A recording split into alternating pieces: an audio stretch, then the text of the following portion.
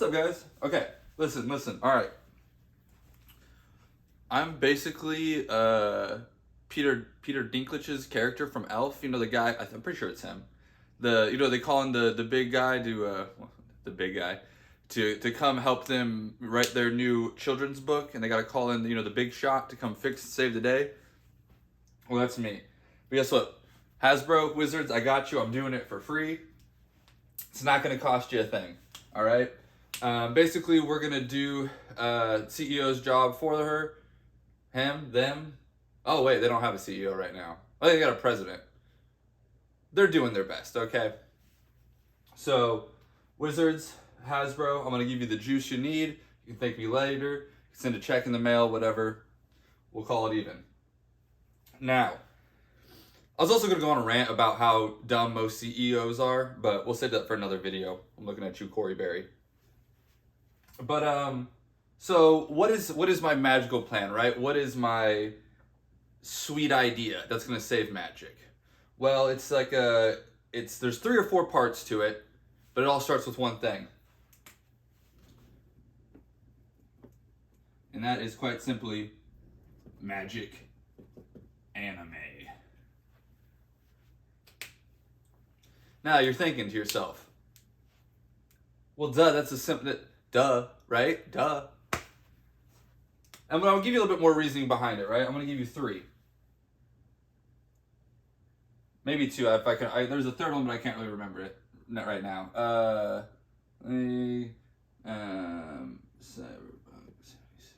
77, 76. What year was that? I don't remember. And what was the third one? Oh, yes. Castlevania? That's definitely not spelled correctly. Okay. Okay. So, what do these 3 have to do with the Magic anime?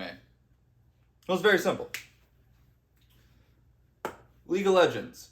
They put out a show on Netflix. It's quite successful. A lot of people liked it. People who had never seen League of Legends. Good example, an old roommate I had. He loved the show. Same thing with Cyberpunk 76. He loved both of these shows. Never touched a League a day in his life. Literally went out and bought Cyberpunk the day after and played it. So, and then Castlevania, obviously, quite a successful show on Netflix. I don't know if they really put out any Castlevania games after that, but it brought a lot of people back to Castlevania. Was a really successful show. So, what?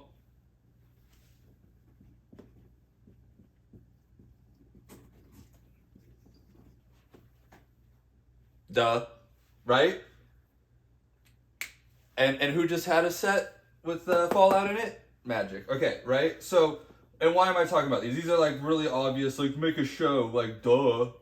Like, okay, but it's more than that. We're gonna go into more of what the show should be and how it would work and stuff like that, right? So, and here's the whole point of this, right? And why you need to do a show, and the whole point of a show is it brings the attention of the product to people who would never know about it. It's just like the extended universe stuff that they're doing, right? With the Lord of the Rings, and the Fallout.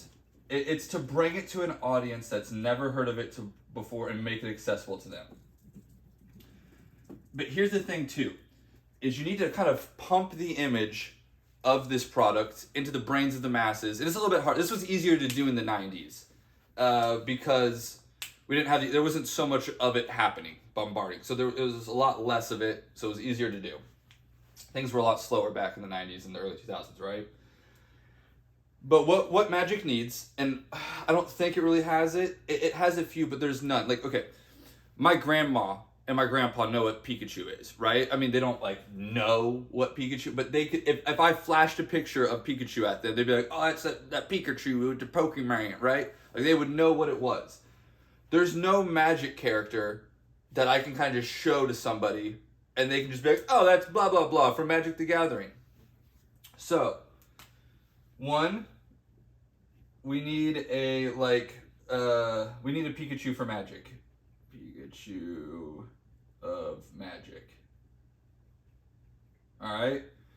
We need the thing that literally everyone and their uncle and their mom and their nephew and their dog, when they see it, they go, oh, that's Magic the Gathering, right? So we need a Pikachu of Magic. And it's going to be in this Magic anime show that hopefully they can get on like Netflix, Amazon, Hulu, or whatever. Now this show, okay, I could be mistaken. Someone let me know. But I'm pretty sure at some point way back in the day, they actually had a manga. And this manga, and my show idea is going to be very similar to this. And I don't really know. I just know that it needs to take place. It's basically, it needs to be a Yu-Gi-Oh! Ripoff, right? We need a Yu-Gi-Oh! Ripoff.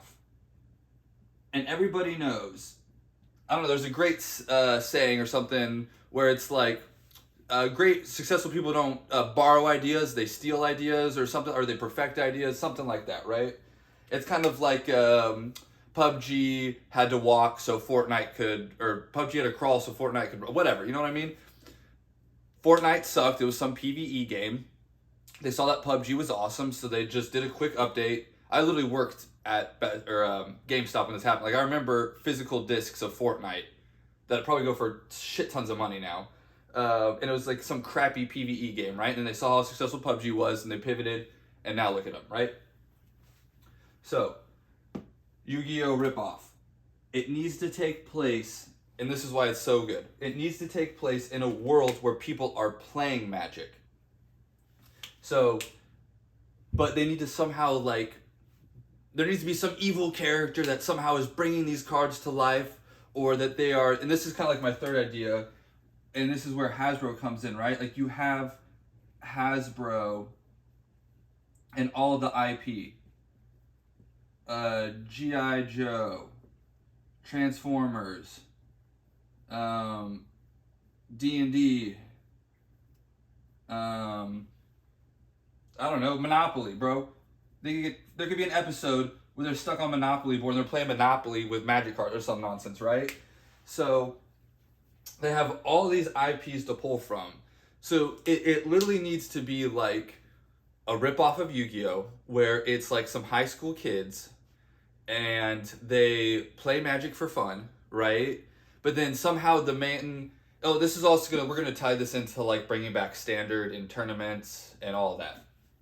But somehow these kids that are playing Magic, they need the Pikachu of Magic to like pop up, and the main character is gonna be like, there's no way this is, like, he's gonna be laying in his bed, right? Like, dude, I'm Hasbro, I hope you're writing this down.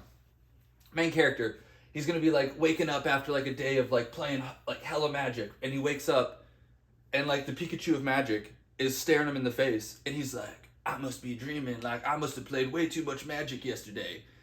And then it's real, right? And then Pikachu's like, oh no, you got the evil, the Kaiba of Magic 4 is a 4. The Kaiba of Magic, he's taking the heart of the cards or whatever, and he's opening portals to other Hasbro IPs, and we have to jump through these portals of different Hasbro IPs, and we have to play Magic, and we have to save the world and rainbows and sunshines. It's genius. I know it's genius, right? Now, with all this going on, right, how do we then bring this into the forefront with the cards? How do we then attach a product to this, right? We got to attach a product to it.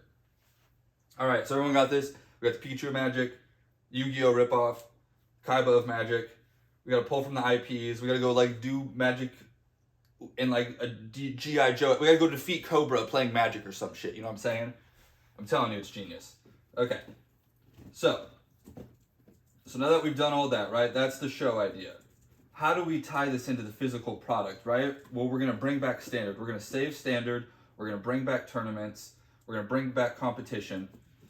And it's going to be genius. Now, this is what we have to do, though.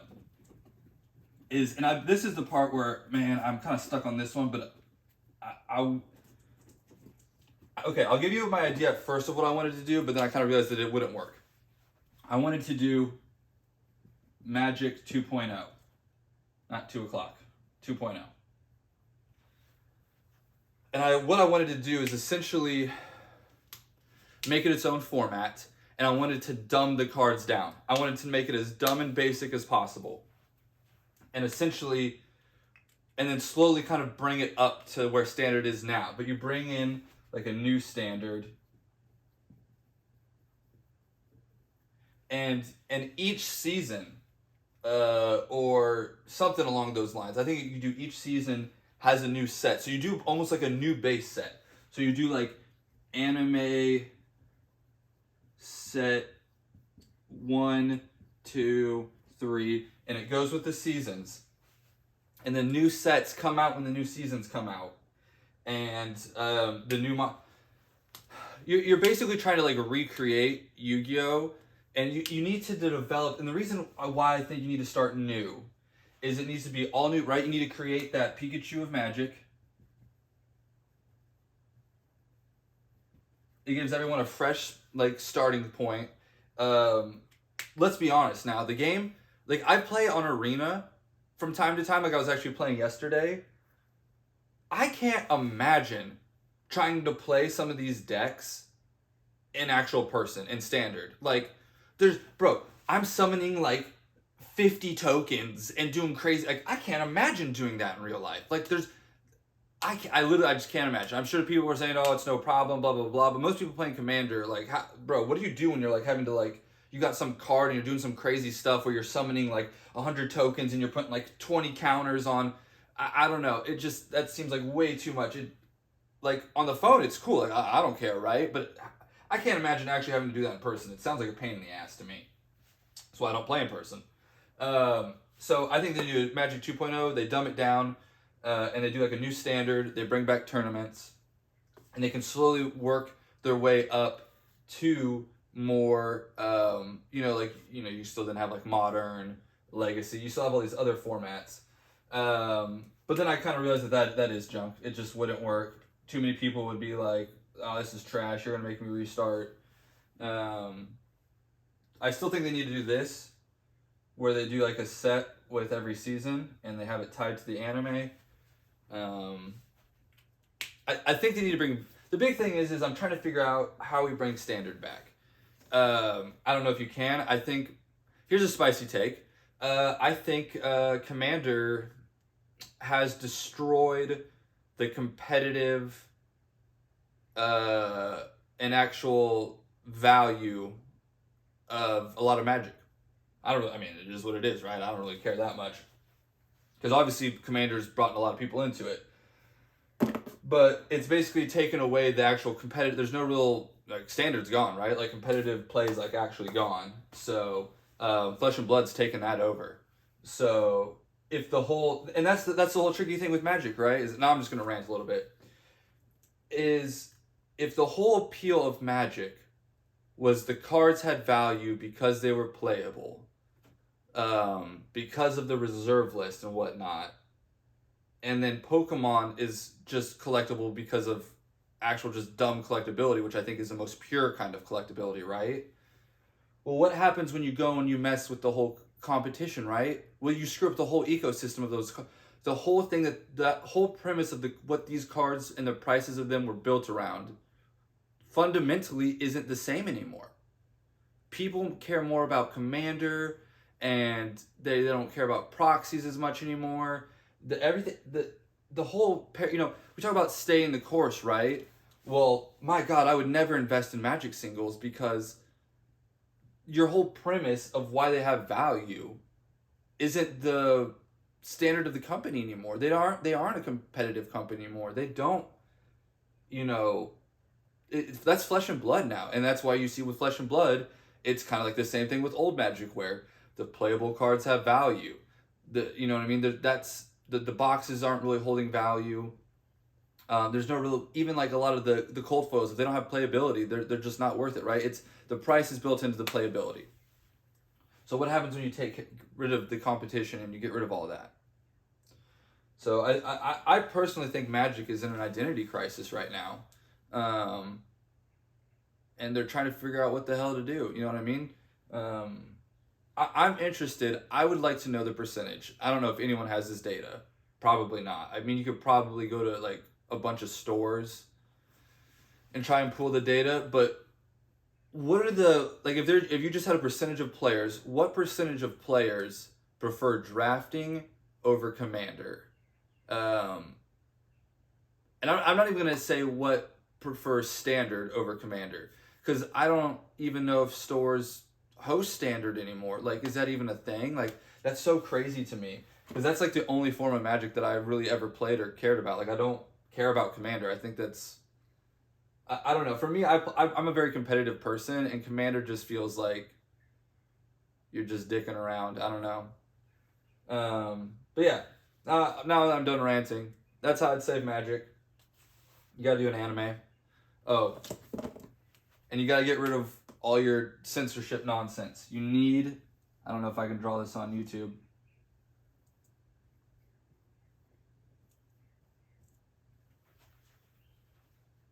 You know what you need to do.